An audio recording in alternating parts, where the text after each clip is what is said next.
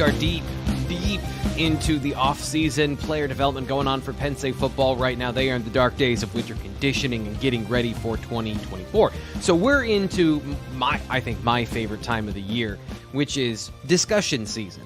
You know, we'll take some topics. We'll take the Blue White Illustrated mailbag, some of the conversations, some of the things that Fitz and Nate Bauer, who's going to be joining us in just a little bit, wrote over at BlueWhiteIllustrated.com. We're having conversations about all of that stuff. I'm very excited for this show. I think this is going to be a really good one. We got some good questions in the mailbag for later, but the thing that is active news, which is a lot of what we do at BlueWhiteIllustrated.com, is talk about the things that are important to you, the things that are important to Penn State football in recruiting. And of course, Fitz is the premier name in Penn State football recruiting. He and Ryan Snyder are the best in the business, and we're going to talk about Junior Day to start the show. So Fitz, busy weekend for the Nittany Lions. They get a commitment on Sunday afternoon. We talked about that in our breaking news video with myself and Ryan. What is your opinion? What's your reaction to Owen Alicini committing to Penn State?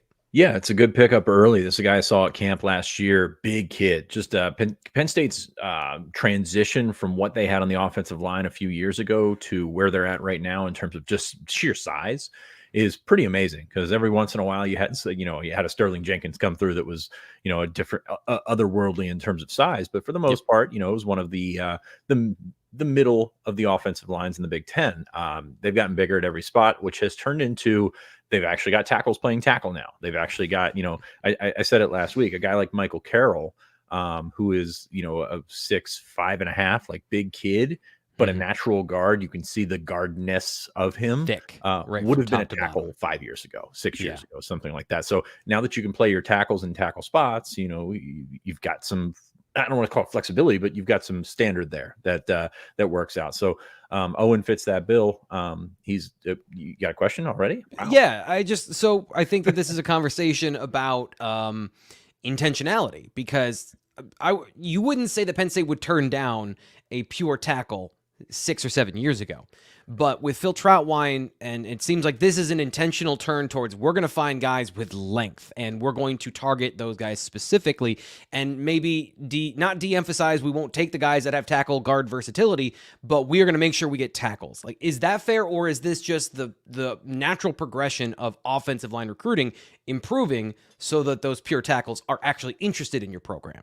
They've always tried. They've tried to do that. You even look back at when Franklin got here in 2014, they brought in like guys like Chance Sorrell, Brennan Brosnan, so bigger guys, 6'6", but also had the length. I mean, that was one of the things, and it might have been his introductory press conference. It might have been a short time in, but you look at the growth features, the big hands, the long arms, the big head. I think of Michael Nwenu that went to Michigan.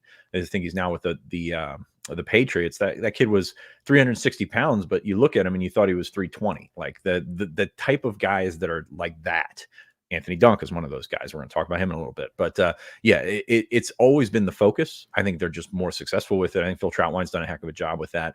Alicine is 6'7.5", pushing 6'8", maybe 275. I mean, he's got plenty of room to grow on that. It's got pretty good length as well. So that's kind of been that's kind of been the standard for what they're looking at. And you look at last class with Garrett Sexton, especially Egan Boyer. I mean, Egan Boyer is a project in every sense of the word. And if he tops out, hey man, that kid's going to be really good. But he's also 6'8", 250. So there's a long time before that can happen. And so many things can happen between now and then. So you recruit as many of those guys as you can get. You saw it, around the pandemic recruiting. I mean, that one class that they brought in, Landon Tengwall and Nate Bruce, because they struck out on a bunch of tackles. Like they're not striking out as much. And I think there's been more in the region that are like presentable in terms of actual tackle prospects. There's been guys in state. I mean, Cooper Cousins is a guy that fits that mold, like in that size mold. But there again, you don't have to play him in tackle. And I think that's probably the best compliment that you can give the job that Phil Troutwine has done, is you're bringing in guys, or you're, probably going to get guys that can project at tackle, but you don't have to play them there. And tackle's a more valuable spot. I mean, that's not just us spinning our wheels here. That's like looking at NFL contracts. I mean, it would be awesome if Cooper Cousins was a 4-year starter at center, 3-year starter at center, whatever, what have you. But like his value at center is one thing. His value as a player, as a prospect, as a selling point for everybody else as an offensive tackle. I mean, Olu is what he is. Like, he was fantastic. He's going to be a top 10 draft pick. And that's that's where the value is. So you see them going in that direction. And the fact that they've hit on a couple of those guys is, I think, a really good jumping off point.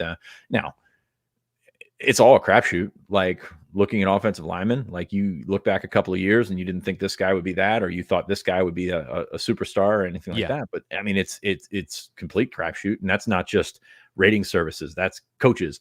That's NFL scouts that still get it right or still get it wrong half the time. Like, that is what we're looking at in terms of offensive lineman evaluation, which is probably why you take 5 or 6 every cycle.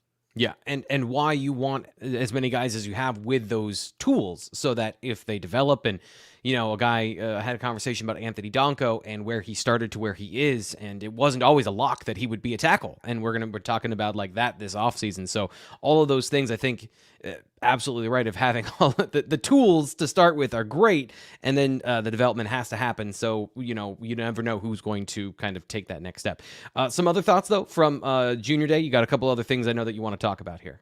Yeah, I mean, it was a good weekend with the one commit. We probably would have set that over under about 1.5, except Alex Tash was the guy that we thought that would commit, and he came out of the weekend uncommitted. I think he's going to check out more schools, which, a guy that just got into the recruiting process in the fall. There are some others. I think he just picked up some more offers yesterday. So, like, it's a situation where it's still really early, and I'm going to bang that drum as long as I can. Still really early in the 2025 class. So Penn State getting one commit out of this weekend, about as expected, even if it wasn't the guy that probably had the lead in the clubhouse heading into Junior Day this weekend.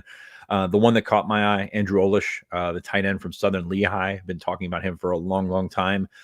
It's really good when that happens because it makes you right. That I've been banging the drum on this kid for a while since seeing him at camp last year. But the way the Penn State recruits tight ends, hey, it's tough to get an offer as a tight end. They offered him this weekend after seeing him in person. They know what kind of athlete he is, and the kind of athlete that he is fits in that room. And that is an incredible compliment to him and to that room, because those guys are some different, otherworldly type athletes. When you're talking about a 6'5" guy that can run a 4.2 shuttle, like, that doesn't happen. That's not normal. It should not be the standard. But you've got that kind of athleticism. You can bring those guys along, especially when you've got the guys in front of them that you don't have to play right away. And we saw that with Andrew Rappelier this year. Like, that's a guy I'm really excited. I'm getting ahead of myself here in the mailbag here, but really excited to see Andrew Rappelier this year as a redshirt freshman. Yeah. He didn't have to play this year because of Theo, because of Tyler Warren, because of Khalil Dinkins. So all of a sudden, you've got a situation where you can bring those guys along at this pace. And if you're bringing in a tight end that's like an Olish, like a Joey Schlaffer, that's going to take a year to build him up, like, you've got time to do that. And I think that's a pleasant sign right there. A couple other guys from Maryland, Ivan Kamaju, probably said that wrong, but very impressive kid. You look at this guy, 6'3.5", 235, probably going to be an interior guy. Maybe along that DeAndre Cook track, but maybe just a little bit bigger at this point. Like, DeAndre Cook was about 250 last year. Kamaju about 235 right now. And when I say bigger, I mean length. I mean just like in general frame. So you're seeing a guy that's 6'3.5", 235, and you're thinking he's a defensive end. Not necessarily. He could play on the interior at the next level because of those growth features that we talked about a little bit ago. And a mea culpa on Aiden White. Penn State did offer this week. I said they would offer, or they might offer. They did offer, and I'm curious to see how hard they push, because this is a guy that has grown since the last time he was on campus. Really good player at a program that they have a very good relationship. James Franklin was at Quince Orchard yesterday. Of course, they signed Jalen Harvey and Xavier Gilliam out of Quince Orchard this weekend. So that's a name to watch there as he's continued to grow. Like I said, I had a tough time seeing him and Xavier Thomas in the same class, but this is a kid that's taller than Kalen King, Johnny Dixon size. So he's got that he's not 5'9" anymore. So that's a good thing for Aiden White. But check out our stuff on the site, Blue Illustrated. Ryan did a phenomenal job in terms of tracking kids down.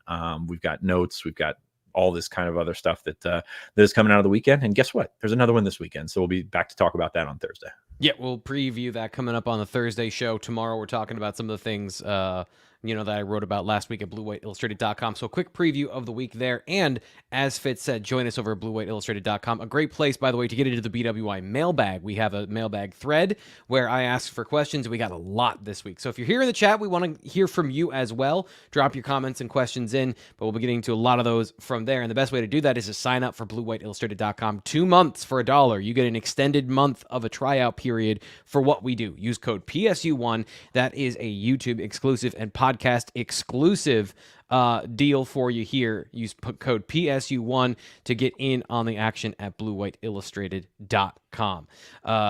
We're going to be talking about Dani Dennis-Sutton here in just 1 second, and Nate Bauer wrote about him yesterday. A great article. We're going to talk about that in a second, but one thing I can tell you about Dani is that he trains with Bruce Lombard at Lombard MMA, MMAFX. It is a video program that can teach you how to use your hands like an all Big Ten defensive tackle and NFL defensive lineman. Bruce Lombard of Lombard MMA down here in State College has put together this video program to take you through all the different techniques he's created in conjunction with football players of how to use your hands properly. This is a defensive line, linebacker, receiver, specific video skill set that you can learn and teach your football program or your son. Talking about some other guys that I know have the video set that told us here on the show.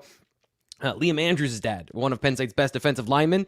He got the video set for Liam for, I believe it was a Christmas present. So this is something that you should take seriously if you have a son that is serious about the next level or just wants to be great at football. Professional videography, which you saw there on the YouTube channel, including different technical angles, slow motion, visual details, so you're getting it right. You don't have to be the expert. Bruce is there to coach you as well throughout the program. Hand fighting program used by all the top programs in college football and NFL teams as well. Be the best hand fighter on the field because every split second counts, and you need every split second. So you can check that out and get a discount on it. 15 BWI, 15% off at lombardmma.com/shop.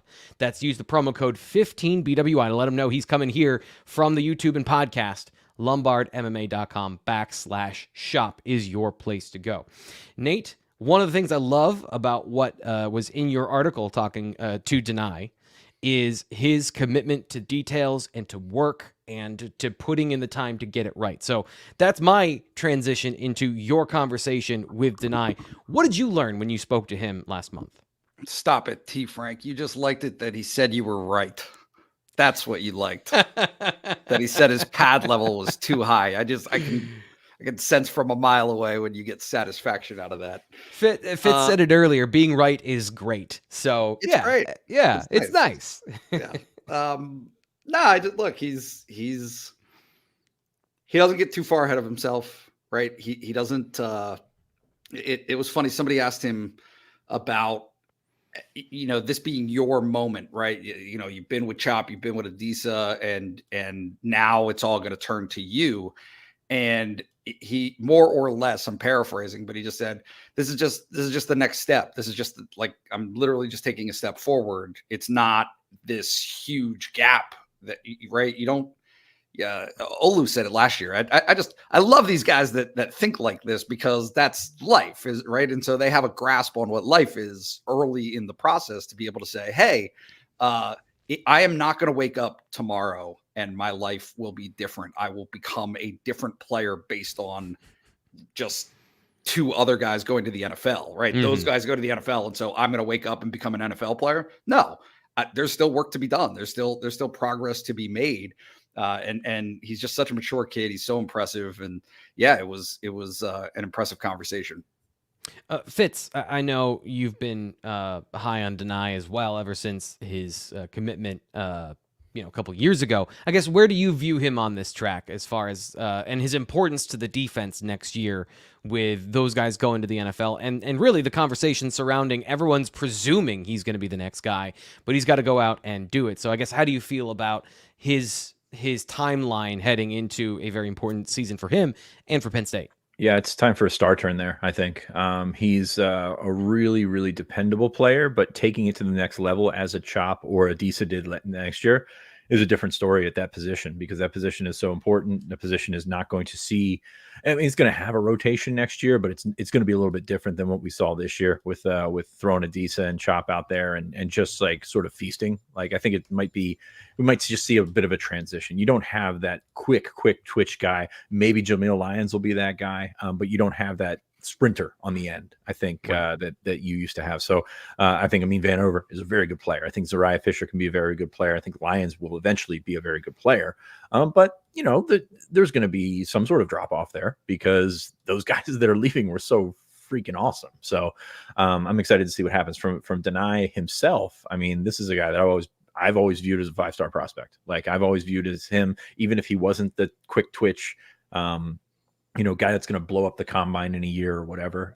He is a guy that has been just a solid to spectacular football player on a consistent basis, like throughout high school, through all, and I know he had some injuries and things like that. So I'm very excited to see what I would consider his star turn this year. And it's tough to come by. Like, we know that these guys have such high expectations, and with that those high expectations comes the attention from offensive coordinators, from guys that are scheming up game plans, and that's going to cut into numbers. I mean, you look at Chop Robinson's sack numbers this year, maybe don't align with what you saw with him as a player from a down-to-down basis. So, like, there are things that he's going to have to deal with from that cycle. But yeah, I think he's got as much potential to make that jump as anybody.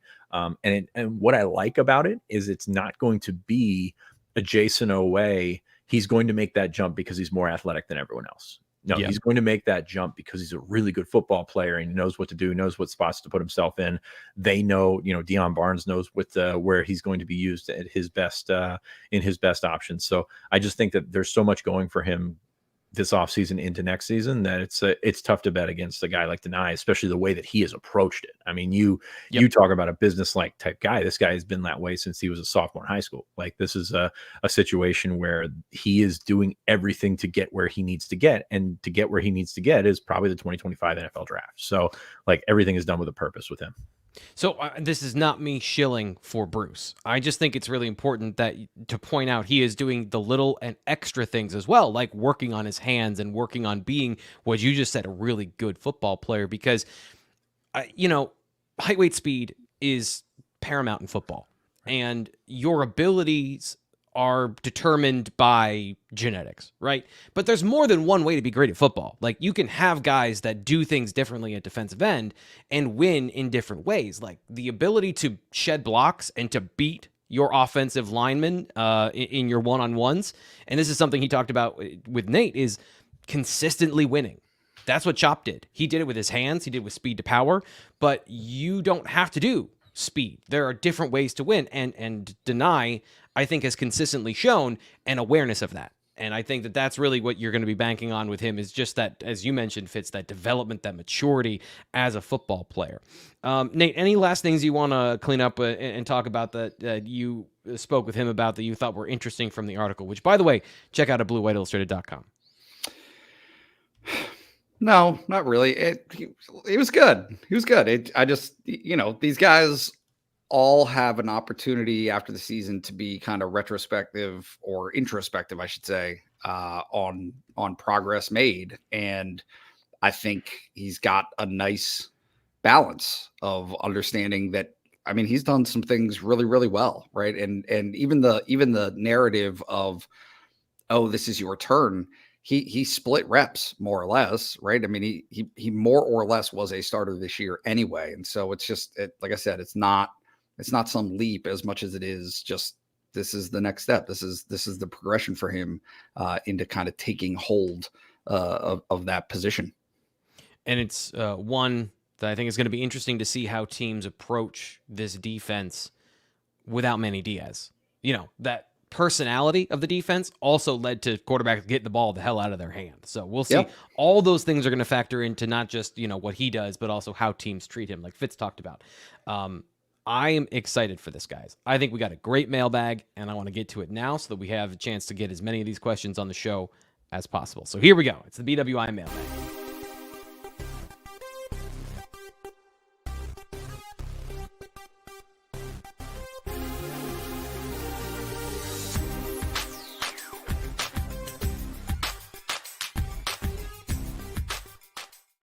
We're never far from a conversation about wide receivers. Just this offseason, that's where it's going to be. But this one, I think, is asked in an interesting and unique way, so that's why I wanted to lead the show with it. So Nittany over at the Blue White Illustrated message board says, Andy Kotelnicki is known for making his offense work with the pieces he has. Who is the biggest unused piece from 2023 that might make an impact now in the new situation? Fitz, we're going to start with you. What are your thoughts on who is an underutilized piece or a piece that might just take a step this year? I mean, that's a good question, because when I thought about this, I was like, well, they used a lot of the pieces last year. They just didn't work. Yeah. So I'm very curious to see what's going to happen. But I think the one guy that I keep going back to is Amari Evans. You've got that speed. Like, that speed is undeniable. How do you use it? How do you harness it? Does that work with, as a guy that's like a jet sweep type option guy? Is it a guy that you just run down the field? Like, you need to harness some sort of speed. And I think Kansas did a very good job with that, not only north-south, but also east-west. And I think that's the guy that probably more than anybody you just looked at during the Yurcich time and said, where is this guy? And he's got to do things on his own. Like, he's got to take care of business on the practice field. He's got to take care of business just everywhere to get where he needs to get. There are reasons why he didn't play. It's not a situation, but he has that talent. He has that ability to be a missing piece, because number one, he was so missing, like he was milk carton missing. And number two, you've seen the speed and you've seen it work out. So hopefully you can find a way to use Amari Evans. I think he's got a talent, but it's going to be very interesting to see the way that they will end up deploying him. The other thing that I think is interesting is just his personality. The more we've gotten to know it, physical dude. Not only fast, the pass interference stuff, the OPI is a bit of a problem, but you love the physicality he's playing with. I thought that's an interesting combination of two things. Nate, who do you think is an underutilized piece in the offense that might take a step? Honestly, Penn State didn't use Julian Fleming at all last year. You were just the worst. So, I mean, really, yeah. So, no, look, Caden is obviously a guy that, right. What do you do with him? Right. I don't know. Look, when I think back on last year, the comments from Franklin, again, paraphrasing, but effectively saying we've got to stop fixating on what guys can't do and turn our attention to utilize what they can do. Caden feels to me like that's who he's talking about, right? And Omari, but kind of both of those guys in terms of what are their liabilities, what are their vulnerabilities, of which I think it's probably fair to say there are many based on Penn State's evaluation of them in practice, right? The things that they see in practice, the consistency that they see in practice, all of those things. And yet at the same time, Saunders is a guy who produced when he had opportunities, not all the time, but in games, he showed up. Maybe he's one of those guys. I don't know. Certainly I think that this is a situation where Penn State would again like to see him take some significant strides this offseason, right? I mean, these are the months that, again, like, this is when it gets done. This is how you set yourself up to be more of a factor by demonstrating and proving that you're serious about this and that you are going to take those strides. So, it's just a question to me of, is there a ceiling on what Saunders can do versus no, there isn't. He just has to have that time to develop into that player. I'm going to go just quickly a little off the beaten path and talk about something that I think was a limiting factor by the end of the season. And Penn State basically ran two offensive run blocking systems, inside zone and outside zone. In the years before, they had done a little, like 2022, they had a diverse set of what they could run. They could run counter, pitch, pull. They ran a little bit of power. So pull blocking from the offensive line is something they basically didn't do last year. Part of that is the tight ends did not block well. So a lot of those situations, you're pulling a tight end, or the tight end has to set a block for, and check out T. Frank's film room from this past year of all the times they didn't set a block for a pin and pull to get Nick Singleton out into space. So I think there might be even a little bit of Sal Wormley was utilized, where 2022, he was decent at pulling. 2023, he basically didn't do that. And then What is Vega Ioane's ability to do in that situation as well? So I guess that to me, the offensive run blocking and using some of those guys, their athleticism, do they even have it? What do we get from them with Andy Kotelnicki? Is there more diversity in the run game? I think those are some things that might be able to help going forward. So you're saying you thought of an answer since we talked about this in the pre-show? Yes, I did. He was going to say Trey Wallace. I was, because he was injured, and he's also, he's the version of Amari Evans that Penn State presumably already has, where they trust him to be out there. He's explosive. He's the downfield guy. He's a contested catch, theoretically, guy that can jump, but we haven't seen it. So it's underutilized. Yeah. So, but yeah, run blocking is more interesting than the dude was injured. Always, yeah.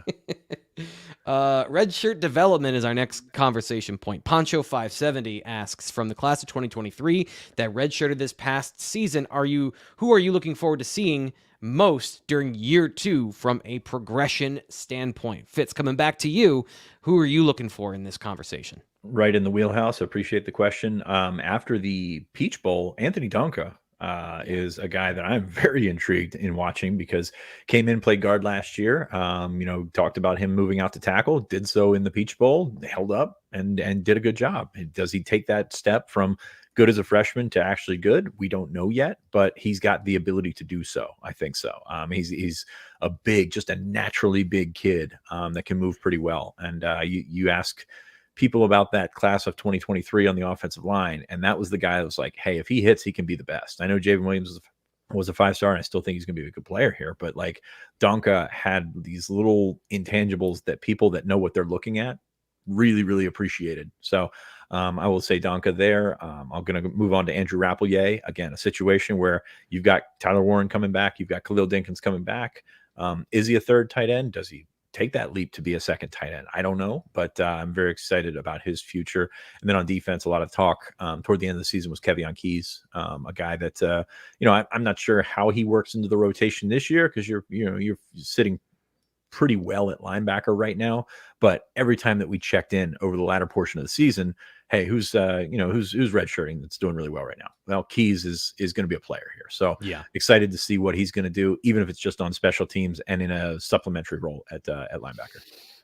Lambda says King Mac, so I'm going to give him Lambda King Mac. He says could be a key for Tom Allen's defense. I think that's a great answer. I think that's a guy that we saw early in the year and then didn't see as much down the line after. He didn't redshirt, so he was kind of ineligible for this question. But I was going to say that's not fair. That doesn't count. Nate, what about you? Tony Rojas, if that's the right, if those are the parameters, if we could change the rules, then Tony Rojas. He's a guy he's going to play. Do I have to change? I'll change. If you don't want to. You never play by the rules, Nate. That's true. Yeah, you never go play the game correctly. So right. do what you will. Well, look, I'm going to go with Tony Ross. But then of the redshirts, it's funny just because it's the position, right? But Jackson Smolik is very intriguing based on the splash that he made last year. I just think that if the opportunity were to arise, and I don't know how it would without, obviously something unfortunate happening above him on the depth chart, but he's a guy that I'm interested to see.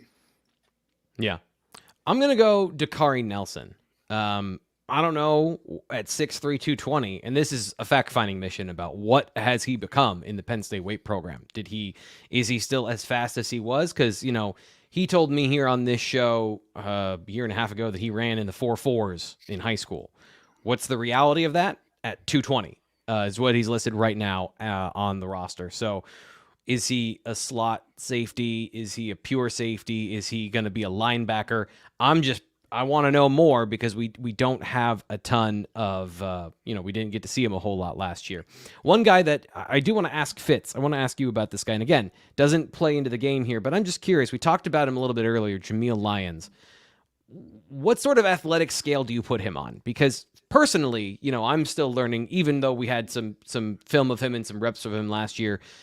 I'm still trying to get a beat on exactly what type of player he is, seeing him in some pass rushing situations. I know you were very high on him coming out of Philadelphia. So where would you put him on like an athleticism scale for that defensive end position? I think he's more athletic than Dani, but that's not a slight at Dani. I mean, this kid has some pop to him. Like, he's been a guy that Penn State was kind of, I don't want to say lukewarm on him to start, but like his academic situation made it as such where they had to, make sure that everything checked out. Like, you've got to be, because I tell the story about Abdul Carter, because Penn State was kind of lukewarm on Abdul Carter, and then they got him in camp, and all of a sudden his GPA just went through the roof after they watched him test. It was crazy. Yep. Lyons is kind of that same way. Like, he's a really, really athletic kid, and he's continued to, as he's added size, like, keep that athleticism, keep that pop off the edge. So in terms of numbers, I don't have numbers off the top of my head, but he's a very athletic guy with that frame that is kind of ridiculous. Like, you stand beside him and he's one of those guys that, big guy myself. This is a big guy to me. Like, this is definitely, a big kid essentially, since he's still a freshman, but no, he's got a lot working for him in terms of that. It's about harnessing it. Still incredibly raw coming out of high school in terms of hand fighting, in terms of everything. He could use some time with Bruce. Absolutely. But when he puts it together, or if he puts it together, which it looks like he's heading in that direction, like there's some freakish like, people have thrown the freak word around about him. Then that's usually only reserved for one or two guys a class. Yeah. And that's kind of what I was curious about, because very raw on film, and I don't remember if there were any hard testing numbers that I saw. So I was curious about, just generally and hearing that part. I think that's important for Penn State to have the next freak developing behind the scenes so that he's ready to go when his number is called. And that doesn't happen right when you need it to happen. It happens before. And he showed up on campus in the summer, I believe, and Dakari Nelson as well. Like, the guys that are going to use January and February as their first true, like, throwing them to the wolves in terms of strength program. Mm-hmm. They might look like different guys coming out. So I'm very excited to see what that transition goes like for January and February for those two specifically. Penn State is not a transfer portal school. They are a development school, as James Franklin said last year. And again, here we are back to the receiver conversation. Losey's mustache says, so as of now, the presumed starting lineup, this is, just kind of based on what we would assume right now. Julian Fleming, Trey Wallace, Keandre Lambert-Smith are the starting three. Who on the roster, if anyone, can develop a challenge for a starting spot, or at least solidify the fourth wide receiver spot? Nate, I'm going to come to you on this one to start. Do you have any thoughts about who that might be based on what you've seen or some of the things you may know? I can't say it based on what I've seen, right? I don't know that we've seen it. It's kind of like, to me, Liam Clifford is the he should be the best betting odds, right? Like, he's done enough to be consistent enough to be reliable to the point that he was a fill-in, right? I mean, he played early in the season. I mean, I think that certainly there is a top end for him in terms of how far he can go, how much he can propel you. But for the time being, it's going to be about whether or not those other guys that you just mentioned, Omari, Caden, Ivy, can elevate themselves. And I don't know that there's an answer to that, but Omari is to me, the easy answer, if in terms of guys that you would think would be positioned to do that. He's done it. He did it in terms of, it's just funny how these things work. Like, Omari did it in the last week and a half of spring practice, and it set up the entirety of the summer for us to have this conversation about him sneaking in as a potential guy, right? A guy who would play for them and be a big factor. And certainly injuries came into play, but it's possible to flash for 2 weeks and then lose it, and not be able to sustain that. And so it's just a big deal to be able to get those guys to carry through the work that they do in April into May, June, July. Fitz, what do you got on receivers being wide receiver 4? Yeah, I wish I knew. I wish I knew on this one. I agree that Clifford probably has the shortest amount of ground to cover to get there, in terms of, because what he is what he is. When he's going to be that guy. I'm very interested in Malik McLean because, like Nate mentioned, he looked good West Virginia game. Then all of a sudden went away. Like you can't have this little line graph where you're up and down and up and down. And, it didn't always go back up with some of these guys. So I wish I knew. I wish I could give you some better information on that. But like, this is a drastic off season for those guys. We're going to see what happens. I mean, maybe you throw Anthony Ivy in there. Like is a guy that has development left ahead of him. So yeah, man, it's going to come down to consistency. And I know that's not what people want to hear, but like, we can't handicap this one in January. I also think it has, and this is the part unknown about the starting three as well, is what's their level of consistency. We expect those guys to be the starters because Penn State put them out there last year as the starters, and they went and got Julian Fleming as a veteran to come in and be a veteran presence. But their level of stability, their level of consistency, and then it becomes who's going to be rotated in and out. So is it Trey Wallace? Is Keandre Lambert-Smith in the slot and then he plays out wide when they go to 12? There's some of those questions you have to answer there. So then what's the opportunity and at what position? And all these guys play all these positions, but you have a primary spot.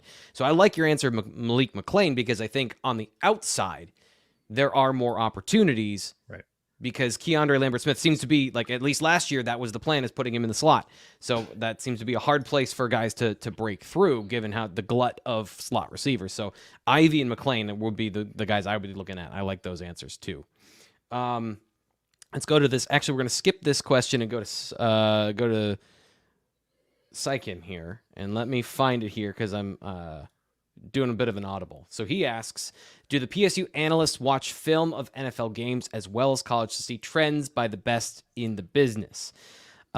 Fitz, is this something that happens in the offseason of studying best practices to find new things? Yes, absolutely. They study film. They go, maybe not the analysts themselves, but they go, Manny and James went to New England last year to take a look at the Belichick stuff. There's all the stuff that they study in the NFL to make themselves better. And you have to understand about these analysts, like, they don't have to recruit. So they are football guys doing football things. So you're going to find some guys that actually like being, away from that spotlight, away from the assistant, the guy on the field that has to make the calls and the guy that has to handle the substitutions and everything like that.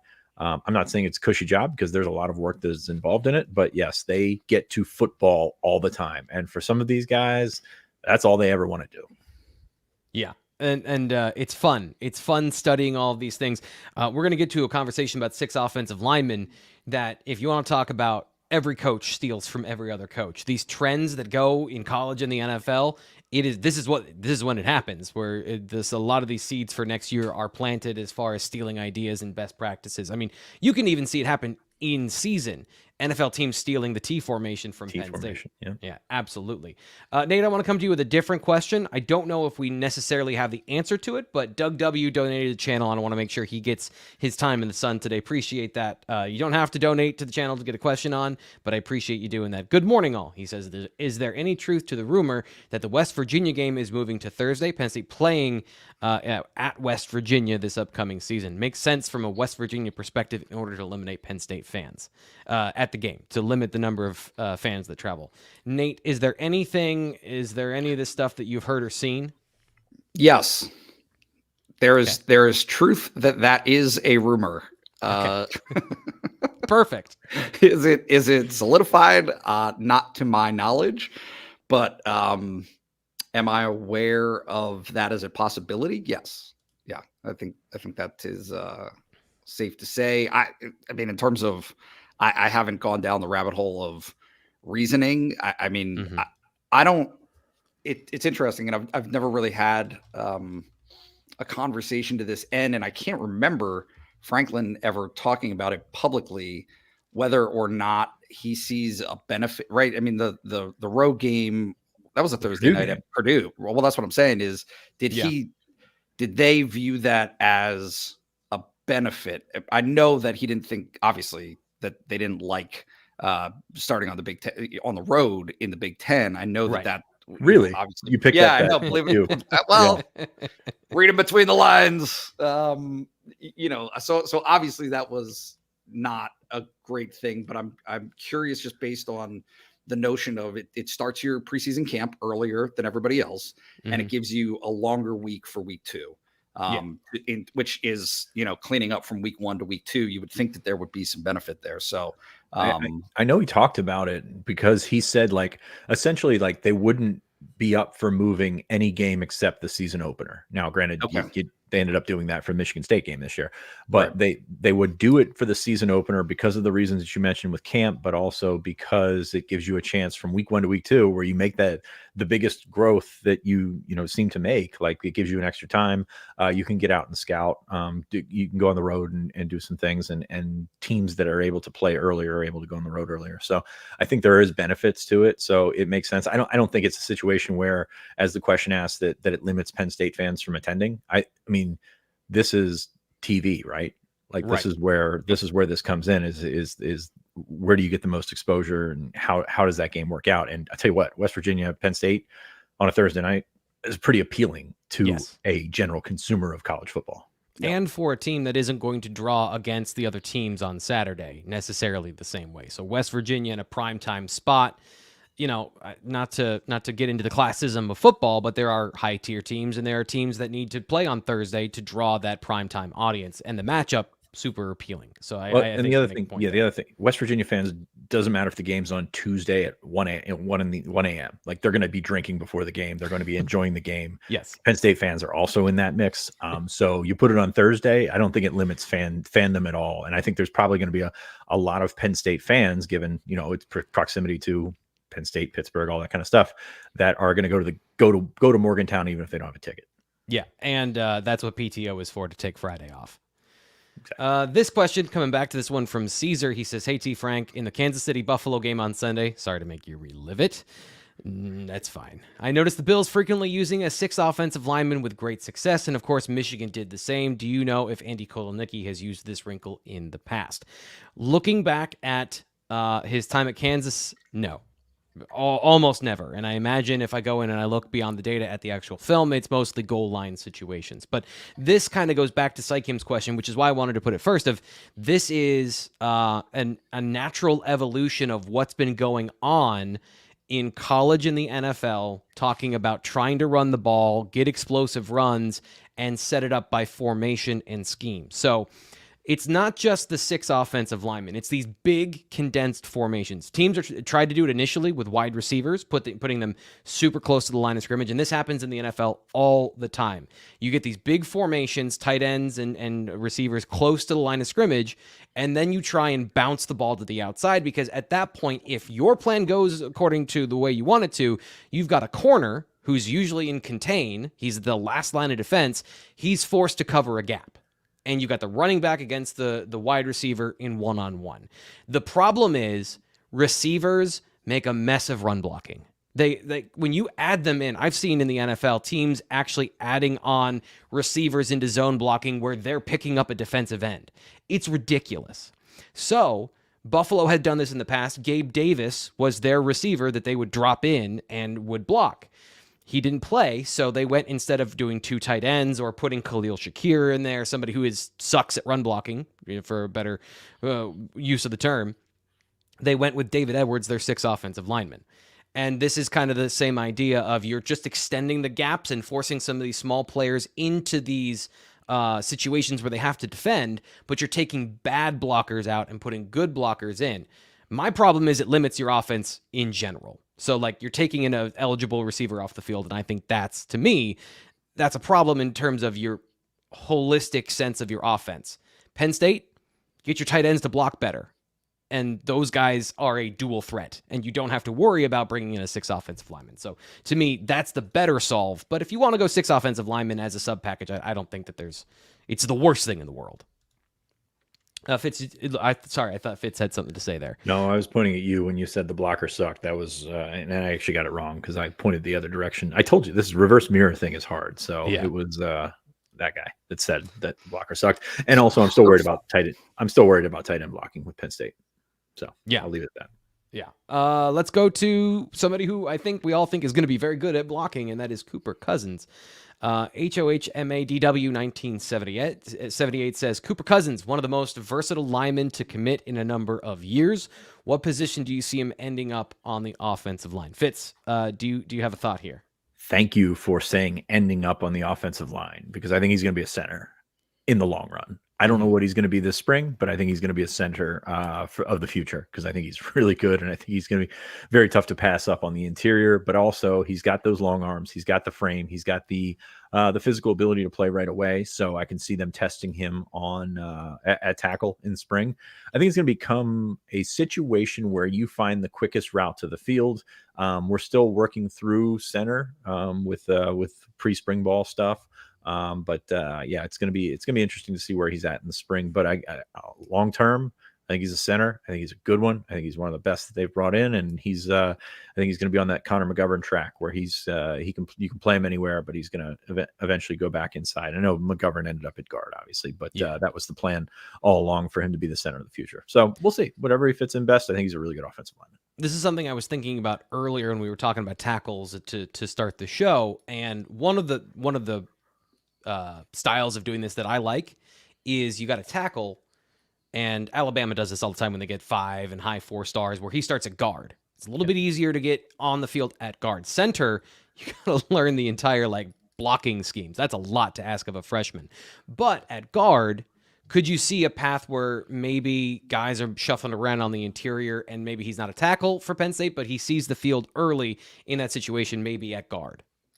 Yeah, you can see that. I mean, it like I said, this is a rare guy that can play all 5. So it's a situation that finds his quickest path to the field, and you don't ever to often say that about offensive linemen. But I think this guy is a little bit different in terms of that, and he's still going to have to get here and fit in athletically and do all the weight room stuff and see if he's as strong as they think he was coming in, because there's a difference between the guy that you think that you're getting and the guy that you get. You look at, we were talking about Berkmeyer a year ago as that potential guy, and he didn't play in a game. So offensive line, very, very hard to project.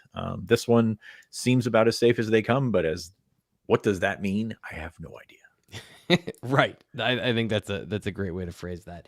Nate, the offensive line in general, I'm just curious your thoughts of how things seem to you heading into the spring. What are you interested in? What positions, I guess, pique your interest as far as what the Nittany Lions have going on up front?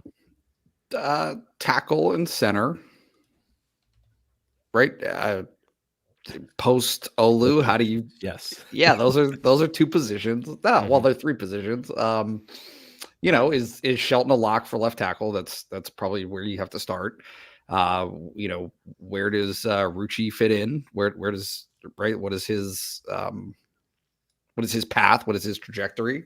Donko, obviously. And then what do you do at center? Is it a 1-for-1 where Nick Dawkins has an opportunity and fills in there? Or do you slide somebody around? Is there, you got Vega, is Sal a possibility there? I mean, Sal's played all but 1 snap over the last 2 years there at right guard.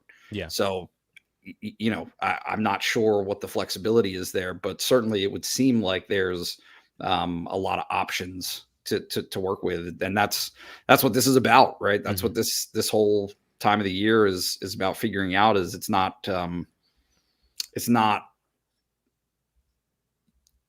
you don't want to limit yourself, right? You don't want to limit your possibilities at this time of year. You want to figure out what the combinations are that work and go with the best guys and develop a plan and move forward with it.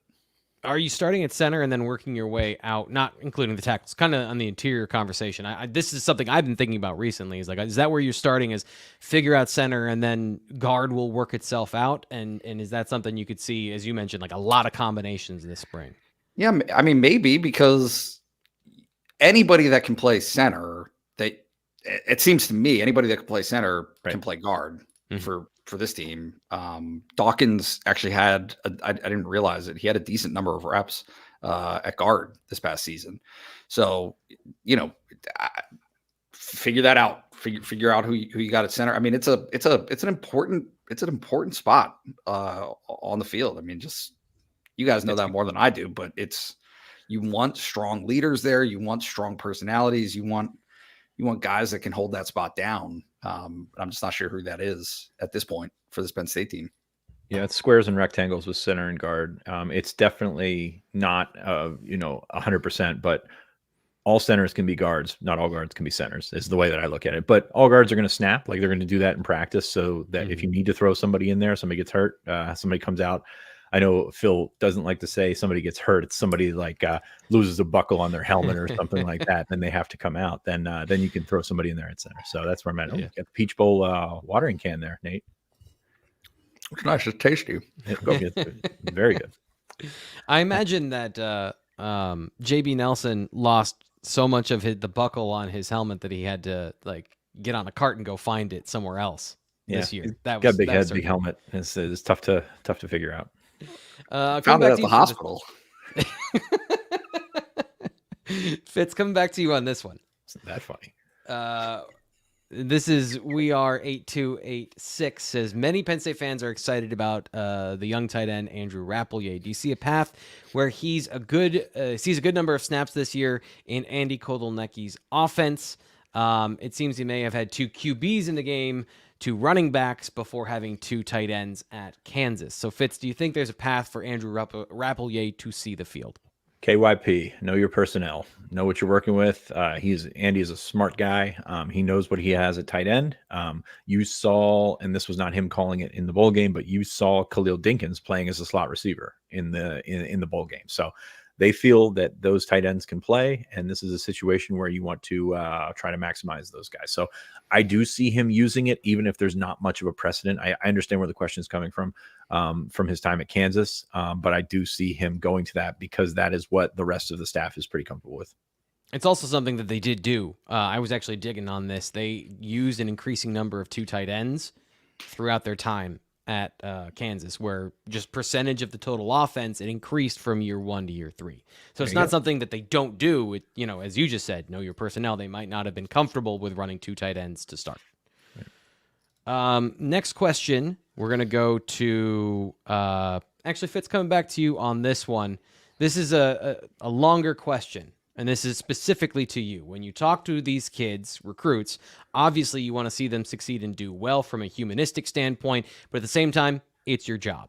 It seems like your feelings towards kids may go a step further from this at times, and saying you might end up rooting for a certain player, the example Benedict Ume. Is there a certain guy in this class that you can't help but root for a little bit because of his story or who he is as a person? Boy, Ume is a good one, and hopefully he's on the right track. For those that missed it, dealt with cancer this year, and hopefully he's supposed to be in the right direction. So hopefully that's the case. From the Penn State perspective, so looking from where I come from, all these kids, almost exclusively, all these kids' stories are different. Like it is a completely different background than I'm at, and I didn't understand it for a long time. And then you get into it and you go to Philly and you check out some of the stuff that you're looking. I mean, it is a world away, being from my background. So I look at some of these kids and I view it in a different light. And I think it's a great way to word that is, yes, I absolutely root for the kids to succeed. I want everybody to succeed because most of the kids that Penn State recruits are really good kids. A couple that jump out to me in this 2024 class, T.A. Cunningham. So this was a kid that was on the radar very early, and then just threw him in a blender, essentially, going from Georgia to California to Florida, back to Georgia. And he is not the prospect that people thought that he would turn into. So I'm watching this from afar, and this is all during the pandemic, and NIL comes through. He goes to Florida. He doesn't play. And you hear his name so much and you're thinking, all right, well, this kid went to go get money in California. Well, sometimes it's not always the kid, and most of the time it's not always the kid. So Cunningham was a guy I didn't know what to expect. And I called him up the day or two before his commitment, picks up the phone. He was awesome. Absolutely, completely upfront with me, starts the conversation to say, hey, just a heads up, I'm committing to Penn State. I already knew that at that point, but he's upfront with me. He's great. And we had a great conversation, very realistic about his opportunity. The stuff around has been written about. Andy Staples wrote about it for The Athletic a while ago. That story's out there. Go check it out. I'm not going to rehash it. But everything that was part of his recruitment was kind of stunk. But the kid was not that kid. Like it was not a situation where he wanted millions of dollars, so he wanted to go to California to do that. It's just not necessarily the thing. So from talking to TA Cunningham, I developed this. I was completely blindsided by the person that he was, the person that I was talking to on the other end of the line. So hopefully for his sake, and for Penn State's sake, he develops and does some good things, sometimes to get away from the wrong people, to get into a situation like Penn State. That's why Penn State, I think, is a special place for a certain subset of individuals, because you can get away from things. You can be far away, and you can also develop around like-minded individuals like yourself. And that's where you can really blossom. So if TA Cunningham blossoms, I'm not going to be surprised. I'm going to be very happy to see it. It was a tough one. The other one here, and it's a little bit different, is Tyseer Denmark. And I haven't spoken to Tyseer in a couple of years. Like it was very early on in his recruitment, whatever. And he's been at a couple of schools. He's had a couple of commitments and things like that. But he's also basically raising his little sister. And that's something not a lot of people know. Like there is a situation there where he is the male role model for a very young, essentially would be a daughter type, but it was his sister. So he has so many things on his plate as a 17-year-old that I could not fathom, possibly having, right? Maybe he's 18 now, that I could not possibly understand. And that's the thing that we forget about with a lot of these kids, is that they're still kids balancing kid things, but also like real world things. So I'm hoping that Tyseer Denmark, that this is the ticket that gets him and his family where they need to be. We've seen it 1,000 times, maybe not 1,000 times, but we've seen it a bunch of times where this is an opportunity to change the future of your entire family. And hopefully everything goes about it in the right way. But hopefully Tyseer Denmark's one of those guys that gets out and goes with it, because we talk about NIL, and I think a lot of people are so soured on that because it's they don't want to see, we're not going to get into that, but NIL can really change the life of people that you just don't think about. So the opportunity for some of these guys to make money on their likeness, to make money the way that they are able to now, is life changing for a lot of these families, and that's the generally best part of NIL, in my opinion. Nate, I imagine the same is true for you. You interview and you talk to these guys when they're Penn State football players for 4 years, so that relationship kind of continues. Who are some of the guys that stand out to you that maybe after they move on to the NFL, you're like, I'm rooting for this dude now that there's no conflict for you to feel any sort of like I have to, keep a distance or anything like that? Yeah. I think mine would be pretty obvious, but who for you? Who was yours? Curtis. I mean, Curtis Jacobs came on the show here. He has been just an awesome dude to talk to work with. And, I always appreciate all the players that take time to talk to us. But like when he was asking to come on our show and was a fan of what we do here, I just think he's a very thoughtful, introspective person. I was always pleased to work with him. So that's my answer. Can I take this a different direction and not? Sure. So I'd rather not identify. Here's who I root against. Yeah, these are the guys. No, so look, there is a side. What Fitz just said about NIL is so intriguing to me, because there's this perception of cars, right? Like for instance, cars. Mm-hmm. None of these guys own these cars. Okay, those are leases. Those are leases that are provided to these guys. Usually like a tax write-off. So in terms of the actual monetary value of somebody driving around a Dodge Charger or whatever it is, it's like $10,000 maybe for the year, right? Ish.